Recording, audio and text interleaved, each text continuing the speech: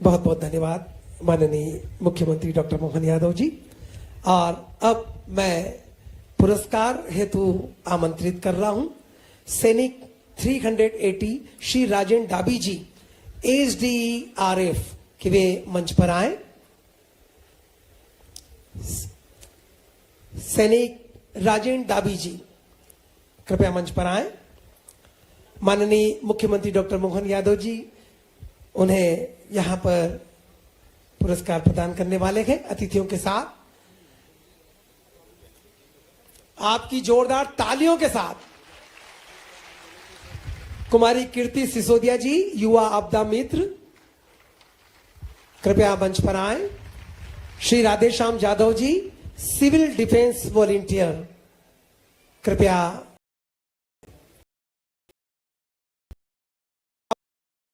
Kit वितरण होने वाला है।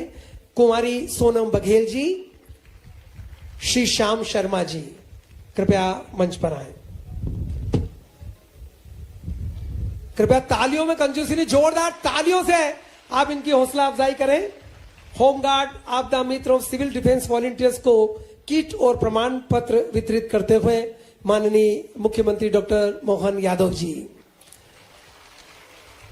थके नहीं रुके नहीं कभी न मानी हार, आशीषों के कवच पर झेले अनगिनत प्रहार, सुगबाएं दुखदाहिने अनगिनत संघर्ष, इसी त्रिवेणी पर कटे जीवन के वर्ष।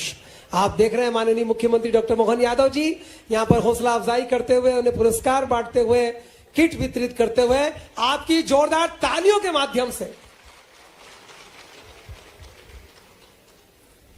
होमगार्ड आपदा मित्र और सिविल डिफेंस वॉलंटियर्स को किट और प्रमाण पत्र यहां पर माननीय मुख्यमंत्री डॉक्टर मोहन यादव जी। आप देख रहे हैं अभी भूमि पूजन हुआ एलिवेटेड कॉरिडोर इंदिरा नगर चौराहे से नीलगंगा चौराहा और निकास चौराहा से इंदौर गेट तक का भूमि पूजन, जिसकी कुल लंबाई 5.30 किलोमीटर, जिसकी लागत 945.20 करोड़ रुपीस।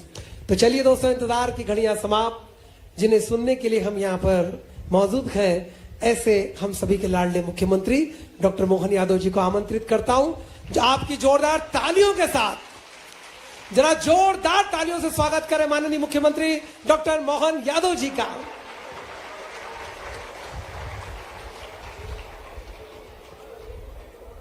बोले महाकाल महाराज की। आज के इस नवीन एलिवेटेड कॉरिडोर के भूमि पूजन के अवसर पर साथ ही साथ होमगार्ड प्रशिक्षण कार्यक्रम का भी आज शुभारंभ है। मंच पर विराजमान माननीय सांसद अनिल फिरोजिया जी, परम पूज्य बाल योगी उमेश नाथ जी महाराज साहब, माननीय सांसद राज्यसभा, इस अवसर पर हमारे उज्जैन उत्तर के विधायक जिनको 2 बड़ी सौगात 1000 करोड़ की मिल रही, इतना भाग्यशाली आदमी तो कौन है यार। जब आओ तो भगवान की दया से अब मैं 2 विधायक है उज्जैन उत्तर दक्षिण में से, तो दक्षिण वाले के पता ही नहीं चलते हैं, उत्तर वाले ही मजे करते हैं। लेकिन कोई बात नहीं, जहां है हमारे उज्जैन के और प्रदेश के और देश के काम आ रहे हो, जोरदार अभिनंदन इस नई सौगात के लिए। इस कार्यक्रम पे माननीय मौजूद हमारे सिंहस्थ प्राधिकरण के अध्यक्ष श्रीमान जगदीश अग्रवाल जी, उज्जैन विकास प्राधिकरण के अध्यक्ष रवि सोलंकी जी, नगर जिला अध्यक्ष संजय अग्रवाल जी, हमारे पूर्व विधायक वरिष्ठ नेता श्रीमान राजेंद्र भारती जी, इस अवसर पर प्राधिकरण के उपाध्यक्ष मुकेश यादव जी, राकेश पंड्या जी, हमारे समस्त प्रशासनिक अधिकारीगण, पीछे भी सारे हमारे जनप्रतिनिधिगण, इस सभागार में मौजूद भाइयों बहनों, पत्रकार साथियों, काल के स्वामी महाकाल की नगरी, समय बदलता है तो कैसा बदलता है। कोई आकर के अब अपने इन सारे कामों को देखे और देख करके महसूस करे कि ये राजाधिराज महाकाल की नगरी बन रही कि नहीं बन रही, इसका रूप स्वरूप निखर रहा कि नहीं निखर रहा है। ब्रिज लगभग 1000 करोड़ के बन रहे हैं। अब गिनती बोलना भूल गया, आंकड़े ही पकड़ता हूं। हमारे एक एक करके सारे कामों के बलबूते पर ये सिंहस्थ जो 40 करोड़ से ज्यादा यात्रियों को अपने उस 2 महीने के दरमियान में धार्मिक पर्यटन का सबसे बड़ा विश्व का मेला बनेगा। ऐसे में इसके लिए जो प्रबंधन कर रहे हैं, अब सिंहस्थ नहीं सांसद जी, हमारे लिए पूरे साल परसों हाथ पांव फूल गए। अपने यहाँ नाग पंचमी, सवारी, काल भैरव, महाकाल सब मिलाकर के जितनी उज्जैन की आबादी, उससे 1.5 आबादी अपने साथ परसों थी यहाँ। मैं आपके माध्यम से प्रशासन को भी बधाई दूंगा जिनने सारी कुशलता के साथ ये सारे प्रबंधन में उज्जैन की साख धाक और सरकार का विश्वास कायम रखा है। आज इस अवसर पर इस बात को जरूर दोहराना चाहूंगा कि हमारे साथ आज वक्त के साथ बदलते समय में ये बाबा महाकाल की इच्छा थी कि जितना बड़ा मेला और जितनी बड़ी व्यवस्था की जरूरत है उतने प्रकार से प्रबंधन के लिए अपने में से ही उज्जैन से भिजवा दिया ताकि इन व्यवस्थाओं को सारा प्रबंधन ठीक से कर पाए, क्योंकि ये नदी में तैरने के समान है। किसी को तैरने की ट्रेनिंग देना तो बाहर बगैर पानी के नहीं दे सकते। जब तक वो पानी में नहीं जाएगा उसको समझ में नहीं आएगा कि हाथ पांव चलाना कैसे है। ऐसे ही परमात्मा की दया से उज्जैन और उज्जैन के साथ ये सब प्रकार के प्रबंधन के लिए, इन सारी बातों के लिए मुझे इस बात का संतोष भी है और अच्छा भी लगता है। 80 के सिंहस्थ में जब मैं स्काउट एंड गाइड का मेंबर था उस नाते से इस मेले में शामिल हुआ। 92 के समय केंद्रीय सिंह समिति में माननीय बाबूलाल जी जैन साहब के साथ उस समय इस लाइट एंड साउंड शो से लेकर सारे पूरे सिंहस्थ का उस दौर के अंदर भी नजदीक से देखने का, सेवा करने का मौका मिला। 2004 में उज्जैन विकास प्राधिकरण के माध्यम से। लेकिन ये बात सही है कि 16 का सिंहस्थ और 4 के सिंहस्थ में जो बड़ा मूल हमने बदलाव किया था उसका जो लाभ मिला था, हमारा 1974 में बनने वाला मास्टर प्लान 1994 में खत्म हो गया और 94 के बाद 2004 तक 10 साल वगैरह प्लान के उज्जैन रहा। उसकी जो कीमत चुकाना पड़ी वो 4 में हमने फिर भी कम समय था, लेकिन साध्वी उमा भारती ने हमको सब प्रकार की अनुकूलता दी। तो मालीपुड़ा का चौड़ीकरण तोपखाना तक निकाल कर ले जाने का, हरिफाटक के पास से तमाम विकास के कामों को करने का जो समय मिला, लगभग 120 दिन में टाइम के अंदर जो जो हो सकता था वो करने का प्रयास किया। लेकिन 4 से लेके 6 तक का जो दोबारा मास्टर प्लान बन गया उसका परिणाम रहा कि 2016 का पूरा एकदम बदला हुआ सिंहस्थ था। हमारे शहर के अंदर कोई कष्ट नहीं हुआ, बहुत सहजता के साथ सिंहस्थ में इतनी बड़ी संख्या आई और गई। लेकिन उसकी अपनी चुनौती थी, कई हमने सावधानी भी रखी, कई सारी उस समय की लिए गए निर्णय के बलबूते पर 7 किलोमीटर में रामघाट को फैलाना पड़ा। जहां जाओ वो रामघाट, ये 7 किलोमीटर का रामघाट। तो हर एक का आकर्षण था कि हमको नदी में स्नान करना।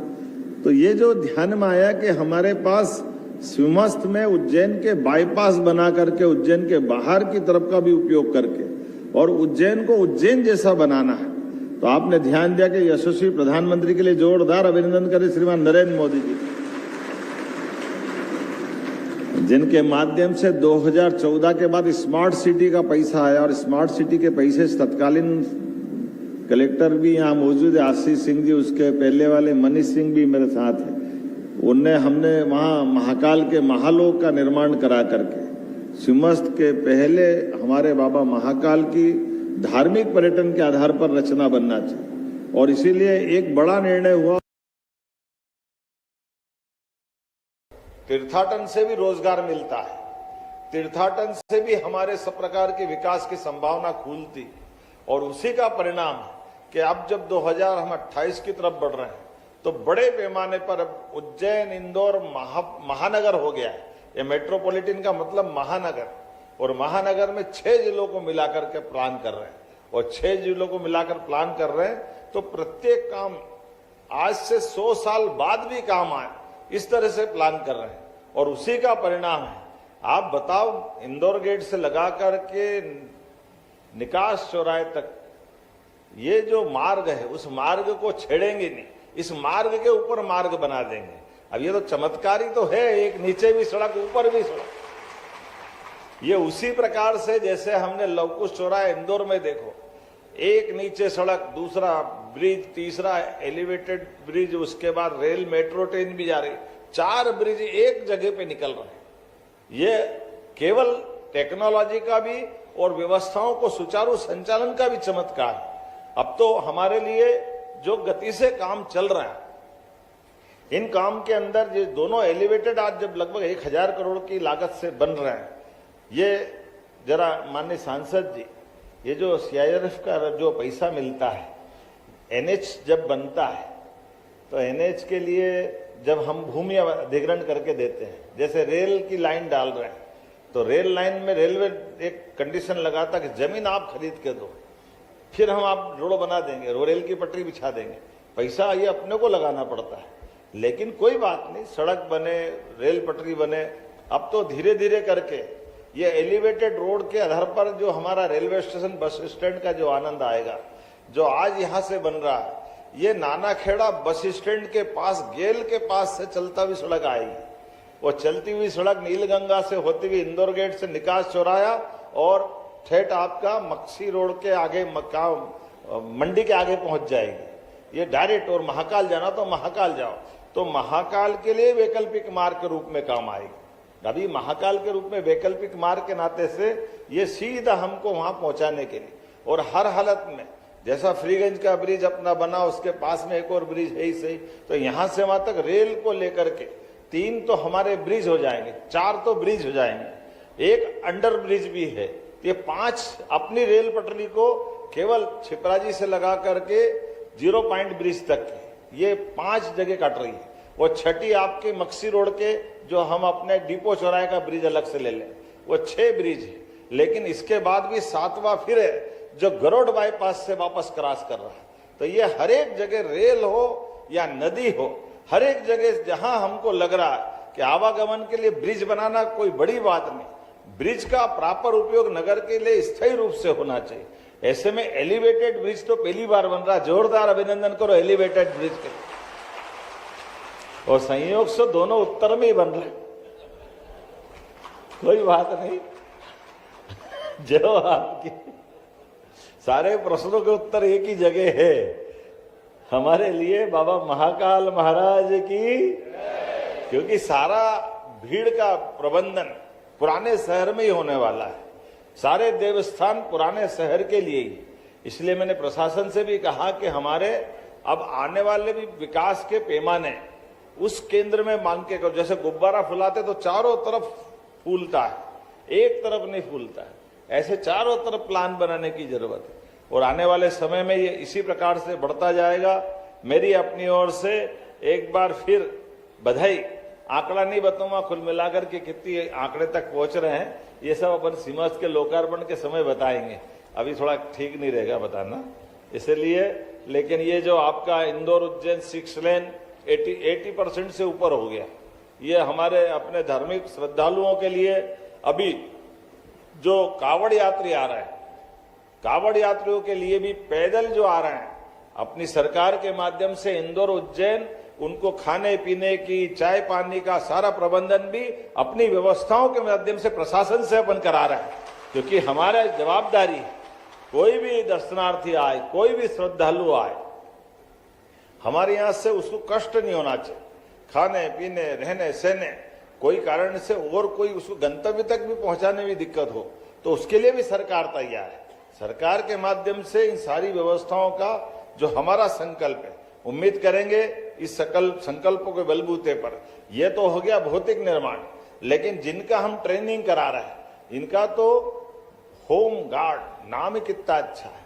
अब ये हम इसकी व्याख्या अगर करें तो होम गार्ड का अर्थ कौन है, तो ये होम गार्ड जाता है बाबा महाकाल तक, वो पूरे इस जगत के संसार के स्वामी हैं। तो हमारे लिए तो भाग्य की बात है ये सारा प्रबंधन, क्योंकि आपके माध्यम से जो व्यवस्था जुटाई जाएगी, वो पुलिस प्रशासन हो, होम गार्ड हो, हमारे सभी प्रकार के। लेकिन आज अपनी जनता के साथ जोड़ करके आपने पब्लिक पार्टिसिपेशन अपनी जोड़ करके जो आज खास करके ये जो हमने जनता को अपने साथ खड़ा किया, इसमें ट्रेनिंग दे करके जो मुझे बताया गया कि 8,000 से ज्यादा लोगों को जोड़ करके सिविल डिफेंस के और आपदा मित्रों के माध्यम से इनका प्रशिक्षण का कार्यक्रम रखा है। और ऐसे कार्यक्रम बीते समय में भी जब हमने किया तो उसके कीर्तिमान बने।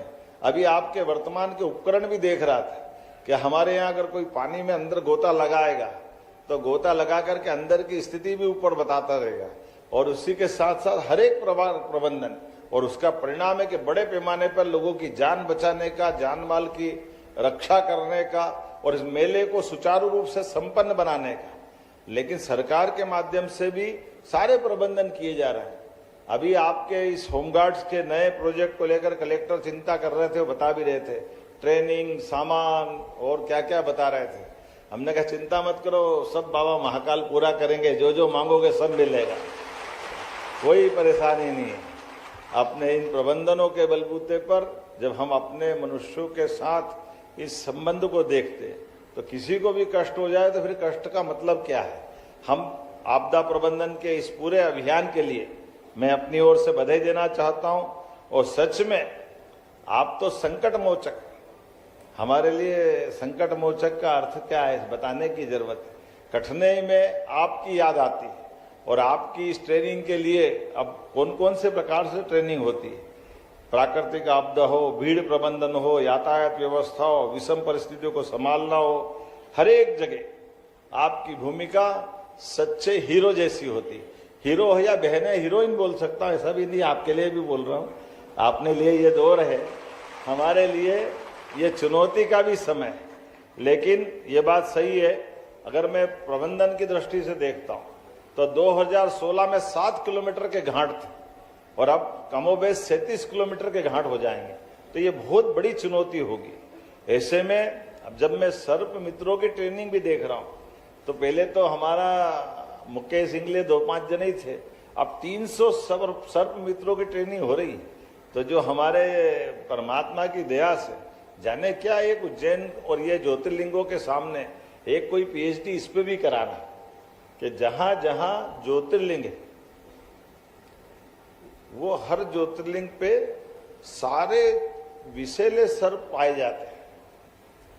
अपने अवंतिका उज्जैनी में भी करेत, कोबरा, वाइपर भी दोनों तरह के, किंग कोबरा छोड़ दो तो सारे जहरीले सांप। ये अलग बात है कि भगवान की दया है कि सांप भी है और मनुष्य भी है, लेकिन स्नेक बाइट की घटना कम होती, लेकिन फिर भी शंका और सावधानी की बहुत जरूरत है। ऐसे में सर्प मित्रों के माध्यम से सांप की भी जान बचे और मनुष्य की भी जान बचे, इसलिए स्नेक पार्क बनाया। और स्नेक पार्क का भी लोकार्पण 2-4 महीने बाद होगा। एक बड़ा प्रयास चल रहा है यहाँ अपने उज्जैन के अंदर भी, जिसके आधार पर केवल उज्जैन नहीं, प्रदेश भर में हर एक पंचायत में कल्पना तो यह कि हर थाने में एक सर्प मित्र ट्रेनिंग के साथ वहां रहे, ताकि हर एक जगह होने वाली घटना में अगर सर्प मिल जाए तो उसको योग्य वापस प्राकृतिक आवास जंगल में छोड़ा जा सके, उसका प्रबंधन वहां करा जाए और उसके काटे जाने से लोगों की जान भी बचे। एक आंकड़ा देना चाहूंगा, हमारे यहाँ पश्चिमी जबलपुर के बेल्ट में संभाग के अंदर डिंडोरी, मंडला, बालाघाट बड़े पैमाने पर अगर किसी कारण से जनहानि होती है तो सबसे बड़ा कारण सर्पदंश की घटना, सर्पदंश की घटना से बहुत बड़े पैमाने पर। इसलिए हमने वहां के लोगों को ज्यादा ट्रेनिंग कराई ताकि जान भी बचे और सांप भी बचे। आज के इस अवसर पर चूंकि ये बात सही में संक्षिप्त समय पर आया, पहले सुबह आने वाला था फिर शाम को आया, लेकिन आज तो लाडली बहनाओं का दिन था। जोरदार ताली बजाए लाडली बहनाओं के लिए। सावन का महीना है, कल ही हमने अपने सीएम हाउस में सारी बहनों को झूला झुलवाया।